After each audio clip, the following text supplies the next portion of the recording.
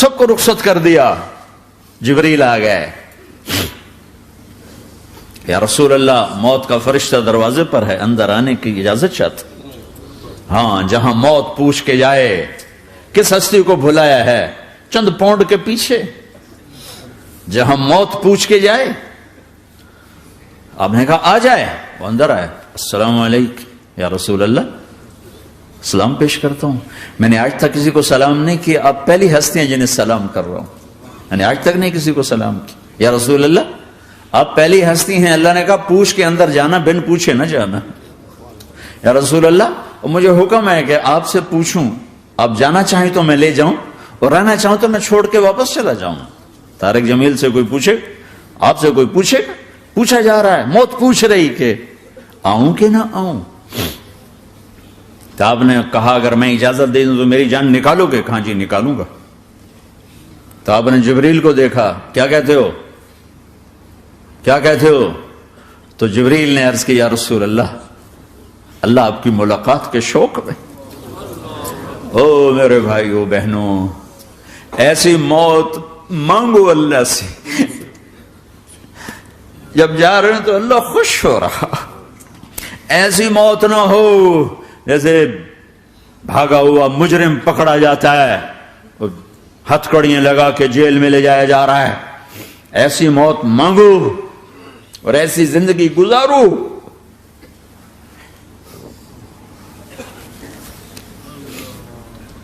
موت ہمارے لیے راحت بنی, اللہ خوش ہو رہا. جب سعد بن معاذ کا انتقال ہوا تو آپ نے فرمایا, میرے نبی نے فرمایا, سعد بن معاذ بڑے صحابہ میں ہیں, میرے نبی نے فرمایا کہ آج اللہ کا عرش خوشی سے جھوم اٹھا ہے. چونکہ وہاں تو جا رہے ہیں نا, یہاں سے نکلنا ہے, وہاں تو پہنچنا ہے, وہاں تو خوشی ہے, یہاں غم ہے. تو آپ نے کہا, میرے نبی نے فرمایا کہ آج میرے اللہ کا عرش سعد کے پہنچنے پر خوشی میں جھوم اٹھا ہے. ایسی موت مانگو کہ اللہ کا عرش بھی خوشی سے جھومے, اللہ بھی خوش. کیا کر رہے ہو, کدھر جا رہے ہو؟ اس دھوکے کے گھر, اس مچھر کے پر, اس مکڑی کے جالے, اس دکھوں کے گھر, اس غموں کی دنیا میں کیا ڈھونڈتے ہو؟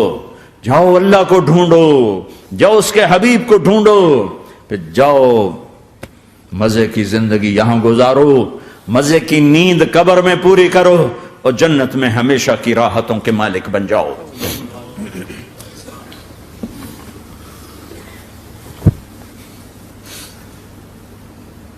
کہ یا رسول اللہ, اللہ ملاقات کے شوق میں ہے.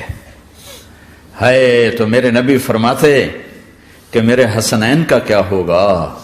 میں تو دیکھ رہا ہوں ایک زہر میں تڑپتا ہے, ایک بچوں سمیت نیزے پہ چڑھا ہوا ہے. ویسے بھی محرم ہمیں یاد دلاتا ہے کہ اللہ کو راضی کرنے کے لیے آخری حدوں تک پہنچنا بھی کامیابی کا صحرا گلے میں ڈالنا ہے.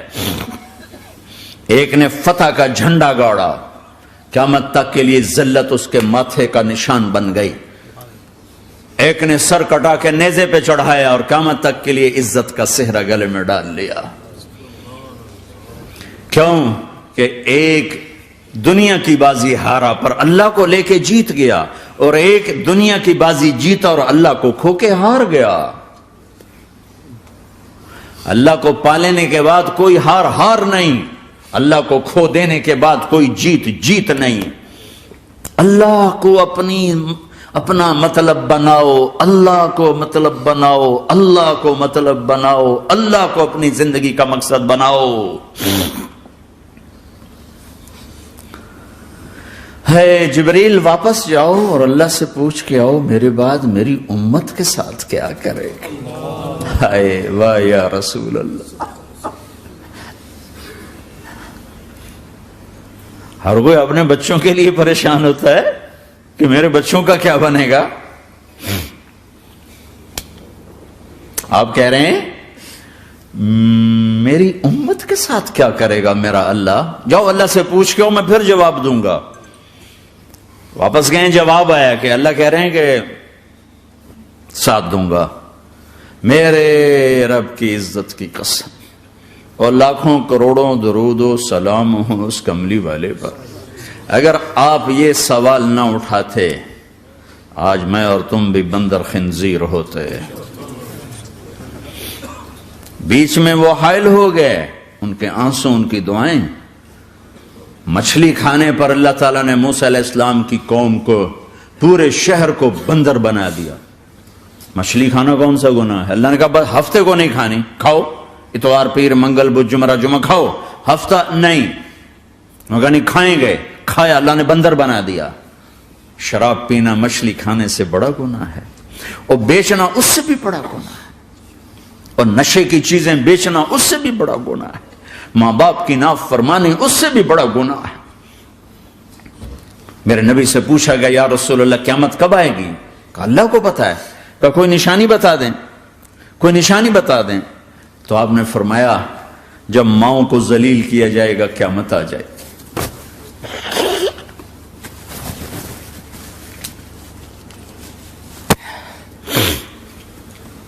یہ تو اس کی دعائیں ہیں، بیچ میں آ کے کھڑی ہو جاتی ہیں.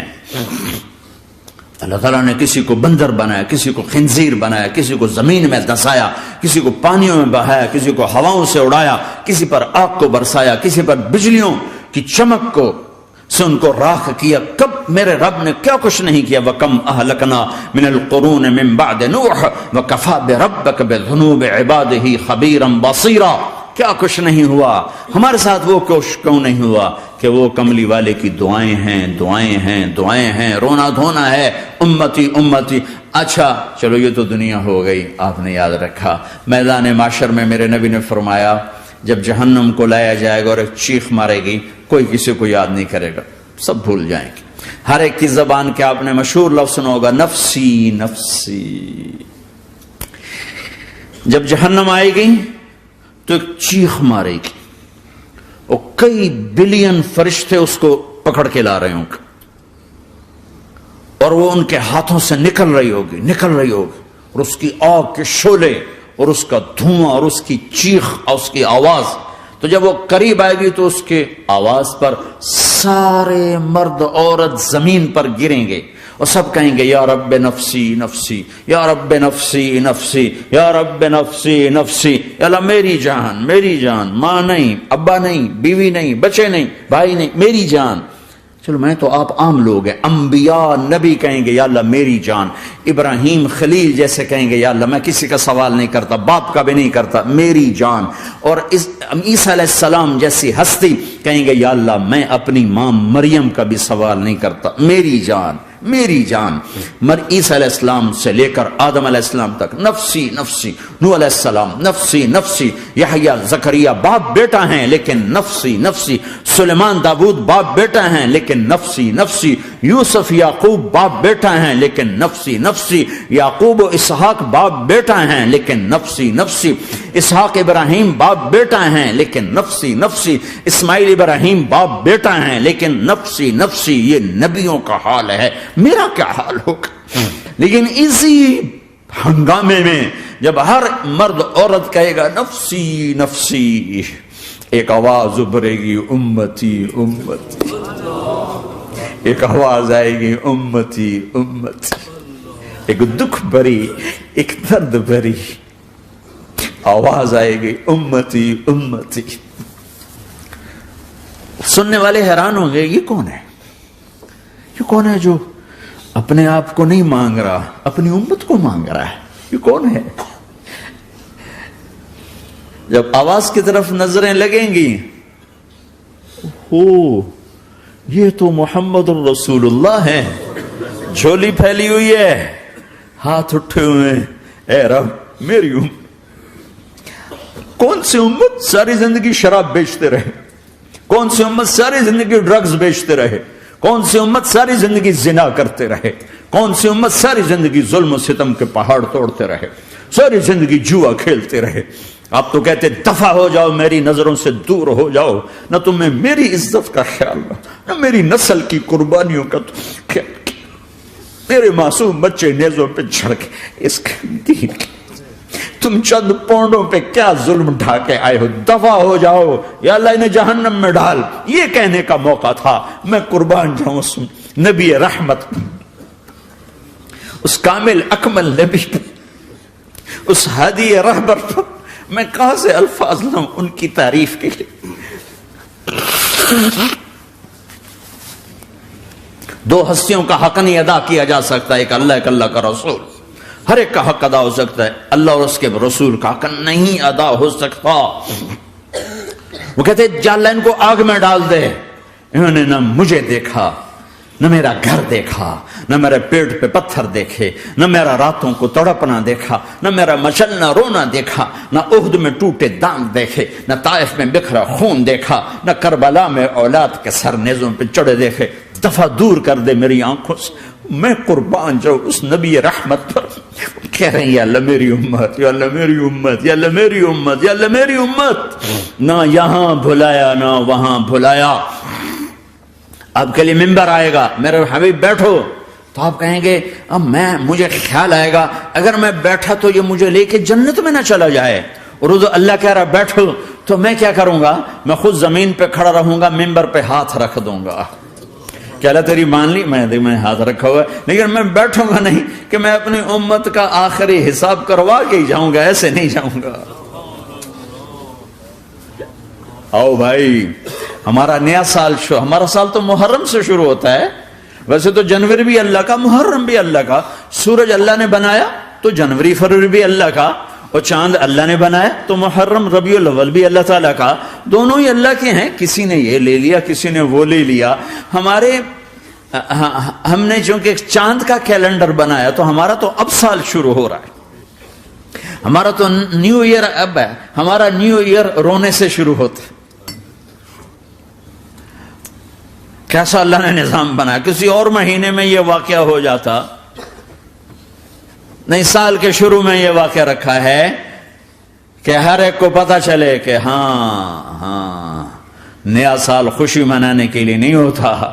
نیا سال آخرت کی تیاری کے لیے ہوتا ہے. کہ ایک سال چلا گیا، ایک سال اور زندگی سے نکل گیا، اور بھائی جلدی سے اللہ کو راضی کرنے کا کوئی کام کرنے کو، توبہ کرنے کو، اللہ کو راضی کر لیں.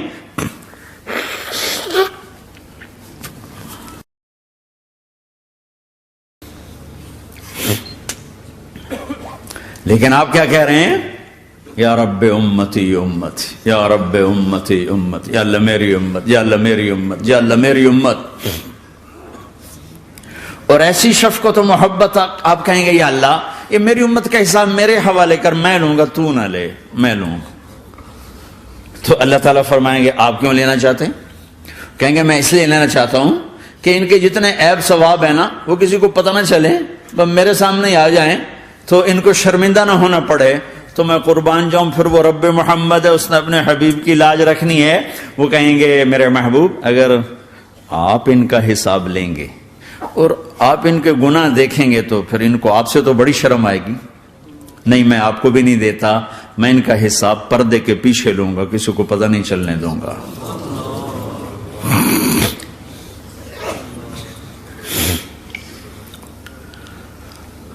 اتنی بڑی ہستی، اور آگے دیکھو طائف میں پتھر پڑ رہے ہیں اور ہر قدم پہ پتھر پڑتے ہیں. یہاں تک کہ ایک دم پتھر پڑنے سے تو خون نہیں نکلتا. پتھر کون سا کوئی تیر ہوتا ہے؟ پتھر تو پتھر. لیکن اتنے پتھر پڑے پنڈلیوں کے اوپر کہ پھٹ گئیں. ان سے خون نکلتے نکلتے نکلتے جو جوتا تھا پاؤں میں ایسے ساتھ ایسے چپک گیا. اور ساری کائنات کے دلہا سردار بے ہوش ہو کے گرے. وہ آپ کے غلام زید نے نوکر تھے، انہوں نے اٹھایا کندھے پر، بھاگے. پیچھے وہ سر پہ چڑھے ہوئے پتھر مار رہے ہیں اور آپ جتنا بھاگ سکتے تھے بھاگے، یہاں تک کہ بے ہوش ہو کے گر گئے. خون زیادہ نکل گیا تو انہوں نے کندھے پہ اٹھا، دوڑ لگائی. اور آگے سامنے باغ تھا. کس کا؟ سب سے بڑے دشمن کا، مکے والا عتبہ بن ربیعہ. عتبہ کون ہے؟ یہ جنگ بدر میں جس کے ہاتھ میں جھنڈا تھا، اور جنگ بدر میں قریش مکہ کے لشکر کا جو چیف تھا وہ اس کا باغ. لیکن زید کو کوئی پناہ نظر نہیں، وہ باغ میں گھس گئے اور اللہ کے نبی کو ایک انگور کی بیل کے